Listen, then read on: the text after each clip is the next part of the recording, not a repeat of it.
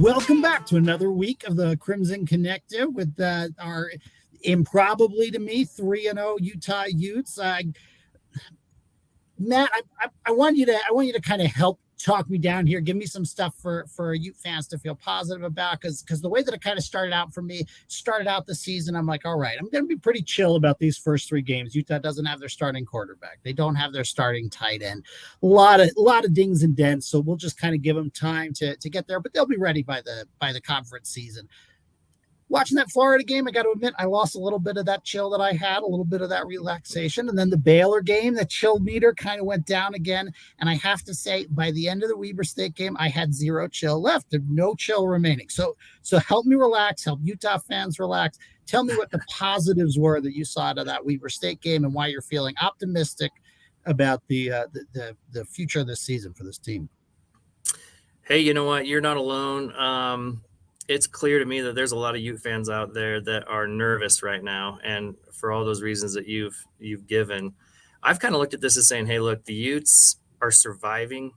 They're 3-0. They've survived a SEC team that's now ranked in the top 25. They went and beat Baylor in temperatures that were so hot their cleats were melting on the field, and now, yeah, the Weber State game wasn't pretty at all, but let's look at the positives there in that Nate Johnson, he's got that first start out of his way now. He's going to be that much more comfortable against UCLA.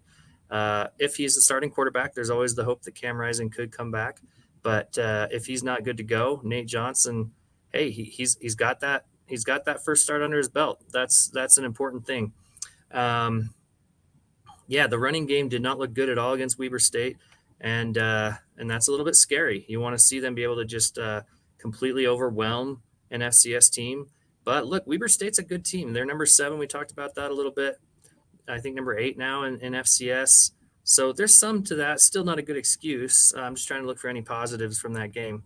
But really, it's just survive while there's so many people injured, so many guys out. It's just find a way to get a win. And even this week against UCLA, this is going to be a really hard test. They're going to have to play much better than they did against Weber, much better than they did against Baylor. But I think there's some positives. What's got you the most spooked? What are your numbers showing you that gets you worried? You know, I think the main thing is how different of a team we are looking at with UCLA versus the teams that Utah has played to date. UCLA has the top 3 ranked offense in terms of yards per play and the number 25 defense in terms of yards per play allowed. This is a team that has been performing at a high level. You look at that quality competition. There's really something to be said for the lack of quality competition for UCLA. So that's sort of a fair nit to pick with them. But this is just a major step up in level of competition for the Utes. It's the kind of opponent that they haven't had a chance to play. I'm glad Nate Johnson got that first start out of the way. He had a QBR of 54.1, which is pretty much, league average for a quarterback. He didn't make a ton of mistakes. He didn't make any big plays. Didn't add a lot to the team, but held it under control, which is fine if the team can run the ball. But the only effective running back that Utah had last week was Jaquindon Jackson. He was up close to 8 yards per play. But if you compare that to UCLA has 4 running backs currently averaging more than 8 yards per play. It's great that they don't have Zach Charbonnet, who one of the most dynamic and sort of scary running backs to watch play for an opposing team that you might see in a while, but they've got a lot of talent in that running back stable. They're going to get yards on the ground. Quarterback has looked good. We really don't know a lot about this quarterback yet, given the quality competition, the fact that it's his first season. But we do know that UCLA can play. We do know that the Utes are going to have their hands full. And as good as this defense has been, when you play an excellent, equally matched, talented offense like a Pac-12 offense, like the UCLA offense, they're going to score some points. You're not going to get the luxury of having a team score 7 or score 13. So that means that Utah is going to have to put up more than the 24 points that their offense has scored. They didn't even score 31 in the last game. You have to remember there was a pick 6 there. Their other turnover that they got, even though they won the turnover battle 2-0 against Weber State, the other turnover they got five plays for 15 yards on that drive and then punted it away. And this is an offense that has been genuinely struggling regardless of the quality of competition. And they're going to have to really, really step it up, whether they're able to get some talent back or not on that side. Well, it's tough. They've lost a lot of guys that were such playmakers for them last season. I think that Bernard injury was is bigger than people are really making it out to be. He just was such a good weapon in so many ways when other things wouldn't work. So I look at that as a detriment. But I don't know. I kind of look at UCLA and I say this team looks a lot like Utah. They really rely heavily on that run game. Chip Kelly, it seems like his plans finally starting to kind of come together. He's got a team that looks a lot like his Oregon teams used to. Um, he's got a defense that's better than he's probably ever had, and they've got a lot of guys back from last season too. And so that is a little bit scary. The things that I kind of look at too, though, is they've got a lot of changeover at the offensive line, which Utah's faced quite a bit. Most teams they've played this year have had that struggle where they've had to replace guys on the offensive line, and Utah can take they took advantage of that against Florida, not so much against Baylor. But I look at UCLA and I say, okay, there's one chink in their armor that they've got two new offensive linemen that just became starters this season. And it's hard to know, too, how good UCLA really is because the three teams they played, Coastal Carolina, San Diego State, and what was the FCS, NC Central or something, an FCS team. Um, One of them yeah, directional schools. yeah. One of those. Um, so it's hard to say. Are they as good as their numbers are saying they are? And I don't know. So I look at that. I also look at that secondary, and that's the thing that I wonder if Utah can take advantage of. Can they open up that playbook enough for Nate Johnson to take advantage of what I see as the biggest weakness on this Bruins team is that secondary. I mean, right now they're ranked seventh in the Pac-12 in passing yards allowed. So they've allowed 209 yards per game, but that's against some pretty weak teams. In last season, this was a big problem for the Bruins. This is a big reason why they went 6-7. They ranked 117 in the country and they gave up 273 yards passing.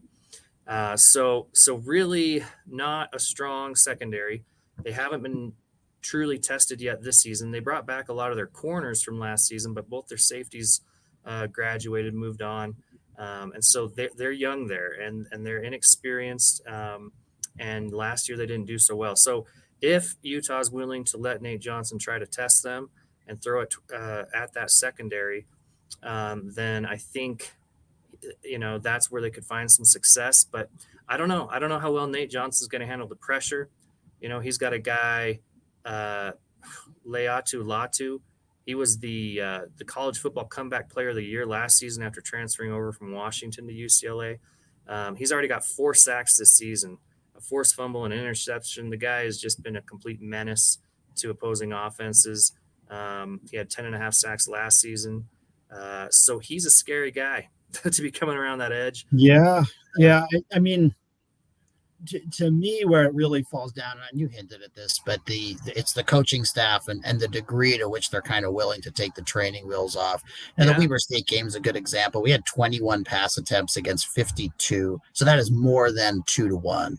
And every other game has been like that as well. I think there were 19 pass attempts in the Florida game and about the same in the Baylor game. And these are very, very low pass attempts numbers, very, very conservative. That doesn't mean it has to be that way. The offensive coordinators are confident they'll put up enough points to win against these teams, and so they're taking this conservative approach. But it's definitely not going to be enough. And whether Nate Johnson can step up or not, I don't know. And my feeling is, if you show me what you've done, that's probably what you're going to do. And I think if they thought Nate Johnson could throw for 400 yards a game and 40, 45 passes a game, he'd be throwing for 400 yards a game and 40, 45 passes a game. And that's just not happening. So I don't think the coaching staff is seeing that as a possibility. And I agree, that's where the UCLA weakness is and what it's going to take to win. But I'm just not sure that I can see it happening. I mean, let's get down to it. You got a little more confidence than me. I'm curious to hear what's your score prediction. How do you think the game is going to go? Well, you brought up earlier, um, just how we'll see how Dante Moore um, does against this type of environment. This is a true freshman we're talking about. He's one of the biggest recruits UCLA has ever gotten. He was a 5-star superstar out of high school. This year he's already been fantastic. He's got the number 10 QBR. But this is his first game against a Pac-5 defense. A Power 5 defense. He's on the road.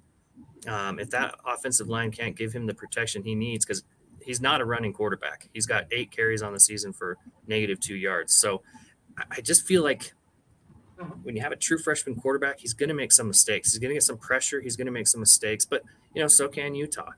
And it also depends on, can Dante Moore make his big throws? He's had throws of several. I think it was 80, 81, 67, and 62-yard touchdowns already. So he's airing it out. There's clearly no training wheels on him at UCLA. And so the Utes better be ready for that deep ball. They've already given up a few deep balls against Baylor and Florida. So I don't know. I look at it and I hope that for Utah's sake, that Utah's secondary should be slightly better than UCLA's, especially with UCLA's history. And I think that Utah being at home and having a quarterback that is not a true freshman, being a redshirt freshman, has a little bit more experience. I think that goes in Utah's favor. I think it's just going to be a defensive battle. Turnovers could definitely make an impact on this game. So I'm going with a really low score. I think Utah 24, UCLA 20. Just a really close, low scoring battle. Probably a couple defensive touchdowns on both sides.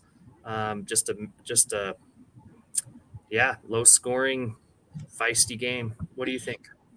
Yeah, that matches pretty closely to what Vegas has. The over under for this game is 51 with 4.5 points favorite for the Utes. So that works out to about that score, about maybe a touchdown more, 28, 20, 24, somewhere in that range.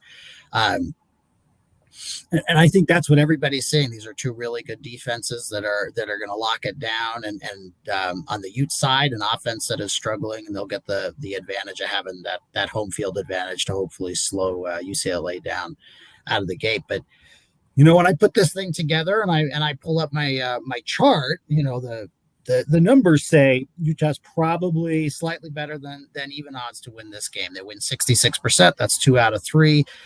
Vegas is good at setting lines. I've got them covering that 4.5, 50% of the time, right down the middle. But my problem when I look at these numbers is that they're reflecting the Utes of 2022, and I just don't see a lot of echoes of that team in this football team, especially when it comes to the offense. There were critical pieces lost. I don't know if anybody's watching any Bills games, but man, I'd like to have Dalton Kincaid back on the field for the Utes. He could Yes. still really really play. He's an exceptional player, and I do think Utah's missing him. And so I just don't think that this team that the numbers see that reflects those 13, 14 games of Utah football from 2022 really reflects what I'm seeing from the team this year. I think they're going to really struggle to stay on the field against a good defense. I think that the Utah defense is going to have to spend a lot of time dealing with a run heavy attack. And I think Utah's defense is going to get gassed. They're going to get worn out. They're not going to get the rests and the breaks and the long fields that they need to be successful against this UCLA offense and have this UCLA offense make the kind of mistakes that they need to make. I don't think that's going to happen enough, and I don't see Utah scoring as many points as UCLA is. I think it's going to be a really close game. If I was betting on this one, I would definitely take UCLA to cover. I think Utah 4.5 is probably a little high. It's actually come down and opened the week at about 5.5 points, and it's been moving down as the sharps in Vegas are kind of seeing things the same way. But I got some bad news. My email inbox is open. Everybody wants to kind of throw their slings and arrows. I have the University of Utah Utes losing this football game.